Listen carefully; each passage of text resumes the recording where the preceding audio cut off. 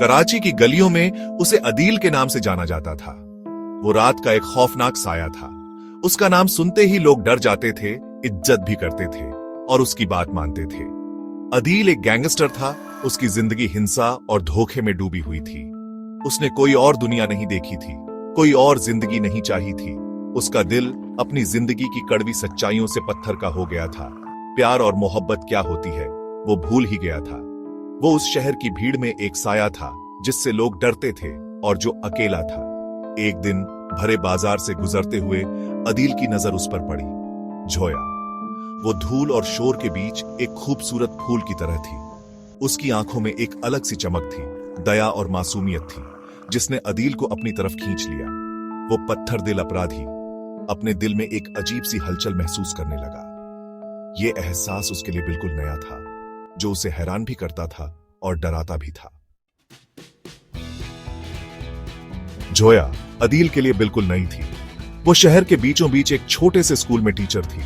उसकी जिंदगी अपने बच्चों को पढ़ाने और उनके जीवन में रोशनी लाने में गुजरती थी।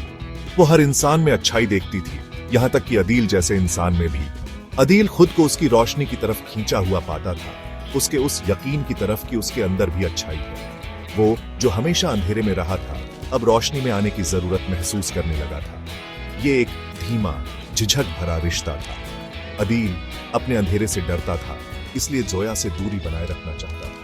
लेकिन जोया अपने नर्म दिल और अटूट विश्वास से अदील के दिल के चारों तरफ बनाई गई दीवारों को तोड़ने लगी। वो खुद को बार बार बाजार जाते हुए पाता था, उस अनदेखे धागे से बंधा हुआ जो उसे जोया से जोड़ता था। उनकी बातें साधारण होती थीं, उनकी मुलाकातें छोटी, फिर भी जोया के साथ अदील को एक सुकून मिलता था जिसकी उसे तलाश भी नहीं थी। पहली बार उसने अपनी जिंदगी से अलग एक जिंदगी के बारे में सोचा, एक ऐसी जिंदगी जहां प्यार और रोशनी हो सकती थी।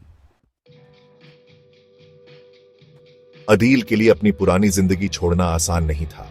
उसने जो रास्ता चुना था वो खतरनाक था, टूटी हुई कस्में और धोखे से भरा हुआ। लेकिन जोया के प्यार ने उसके अंदर एक उम्मीद जगाई थी, एक नई जिंदगी की उम्मीद, अपने गुनाहों से मुक्ति की उम्मीद। यह सफर मुश्किल था, हर कदम पर खतरा था। अदील ने अपने पुराने रिश्ते तोड़े, अपने दुश्मनों से निपटा और अपने किए की सजा भुगती। वो जानता था कि वो अपने अतीत से बच नहीं सकता, लेकिन वो जोया के प्यार के काबिल एक भविष्य बनाना चाहता था। ये उसका जोया के प्रति फर्ज था और उससे भी ज्यादा ये उसका खुद के प्रति फर्ज था। ये बदलाव आसान नहीं था। लोग उसके बारे में बातें करते थे, उसके अतीत का साया उसका पीछा नहीं छोड़ता था।